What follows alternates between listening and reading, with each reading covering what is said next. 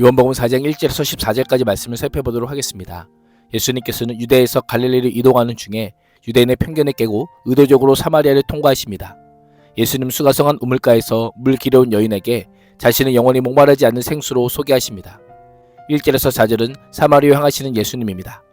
요한보다 예수님께서 더 많은 사람을 제자로 삼고 세례를 주신다는 소문이 당시 유대 종교 지도자들이었던 바리새인의 귀에 들어간 것을 예수님께서 아셨습니다. 사실은 예수님께서 직접 세례를 베푸신 것이 아니라 그 제자들이 베풀었습니다.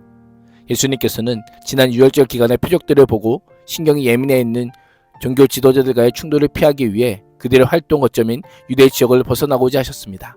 왕성하게 전개되었던 초기 유대 사역을 정리하고 유대를 떠나 다시 갈릴리로 가신 것입니다. 예수는 불의와 타협하지 않는 공의로운 분이요 복음 전파를 위해서라면 목숨도 아끼지 않으셨던 분이시지만 하나님께서 자신을 통해 이루고자 하시는 그 계획을 이룰 시점이 아직 이르지 않았음을 아시고 그 자리를 피하셨던 것입니다. 유대에서 갈릴리로 가는 가장 빠른 길은 사마리아를 통과하는 길이었습니다. 사마리아는 망보는 언덕이란 뜻으로 북이스라엘의 수도였습니다. 아수르가 북이스라엘을 점령한 후에 취한 인종 및 종교 혼합 정책으로 인해 다수의 사마리아 주민들은 아수르 여러 지역의 이주민들과 혼혈되었습니다. 종통 유대인들은 사마리아인들의 혈통의 순수성을 상실했던 이유로 멸시하게 되었습니다. 그래서 사마리아인 이름에는 경멸적인 어조가 담겨 있습니다. 완고한 유대인들은 사마리아 사람들을 멸시했기에 그들과의 접촉을 피하여 멀더라도 베레아로 돌아서 가는 경우가 많았습니다. 예수님은 사람을 외모로 취하는 분 아니시기에 어느 민족 누구에게도 편견을 갖지 않으셨습니다. 사람들이 임의로 정한 지리적, 인종적, 민족적 경계를 넘으셨습니다. 하나님 나라는 모든 사람의 나라요 모든 지역의 나라이기 때문입니다. 무엇보다 사마리아를 통과하면서 꼭 만나야 할 사람이 있었습니다. 반드시 그 길로 가야만 하는 이유가 있으셨던 겁니다. 그래서 영어 성경은 must need라는 표현을 통해 사마리아를 가야만 하는 예수님의 결단과 의지를 강조하고 있습니다. 5절에서 9절은 사마리아 여인과의 만남입니다. 예수님께 사마리아에 있는 수가라는 마을에 이르셨습니다. 이 마을은 야곱이 아들 요셉에게 준 땅에서 가까운 곳이며 야곱의 우물이 거기에 있었습니다. 이 우물은 단순히 지하수를 공급받는 장소가 아니라 사마리아인들에게는 야곱의 축복이 여전히 자신들에게 제공되고 있다고 믿게 하는 신앙과 명분의 장소였습니다. 제자들은 먹거리를 구하려 가까운 마을로 들어갔고 예수님 홀로 지친 몸을 우물벽 그늘진 조그마한 공간에 앉아 잠깐의 쉼을 가지고 계셨습니다. 때는 난 12시, 바로 그때 한 사마리아 여인이 물을 기르러 왔습니다. 대개 물 깃는 시간은 선선한 아침이나 이른 새벽이지만 가장 극렬한 열기로 가득한 12시에 온 곳을 보면 범상치 않은 사정이 있는 것으로 보입니다. 예수님은 그 여자에게 물을 좀 달라고 부탁하며 대화를 시작하십니다. 유대 사람은 사마리아 사람과 상조조차 하지 않았는데 제자들이 없는 사이 일면부지 유대 낯선 남자가 낯선 여자에게 말을 거는 것은 당시 문화에서 매우 당황스러운 일이고 여자 입장에서는 위협적인 상황입니다. 유대인과 사마리아인의 사이에 골 깊은 역사적 반목과 갈등은 단순한 감정의 문제를 넘어 부정과 정교된 신앙의 문제이기도 했기 때문입니다.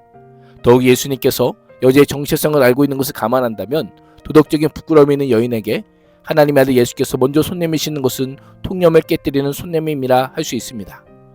예수님께서 가져오신 하나님 나라와 예수님께서 여신 새 시대는 성적 경계는 무너지고 죄인도 용서받고 구원받아 하나님의 백성이 될 수 있는 시대임을 알려주고 있습니다.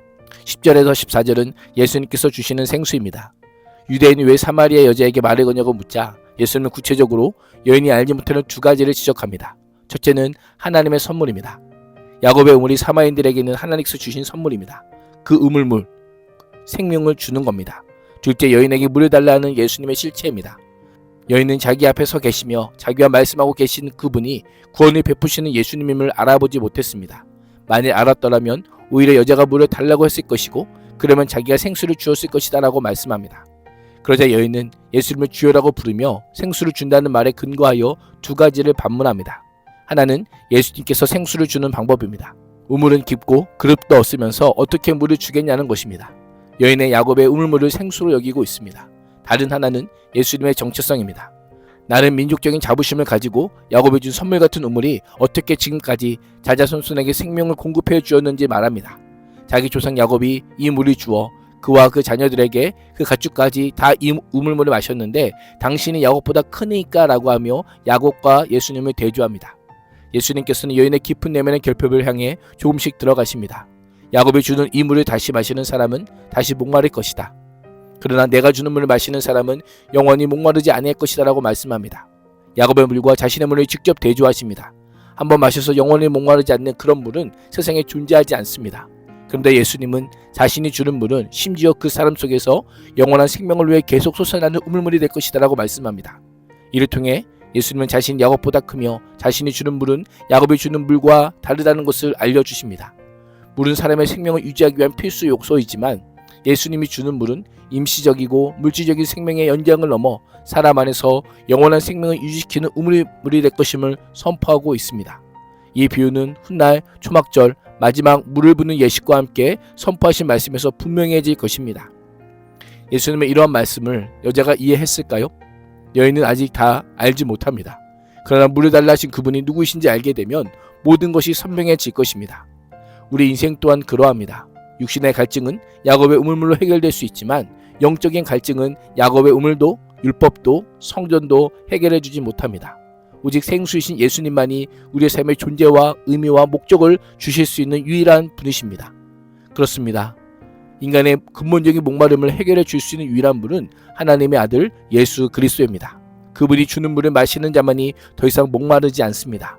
물을 마신다는 것은 예수님을 믿는다는 것을 의미합니다. 오늘도 우리 안에 예수님이 아니면 절대로 채울 수 없는 갈망과 갈증이 있습니다. 주님을 믿고 주님을 의지함으로 주님 앞에 나아가 주님께서 주시는 영생하도록 솟아나는 샘물의 말씀으로 안식을 누리는 복된 하루가 될 수 있기를 주님의 이름으로 축복합니다. 기도하겠습니다.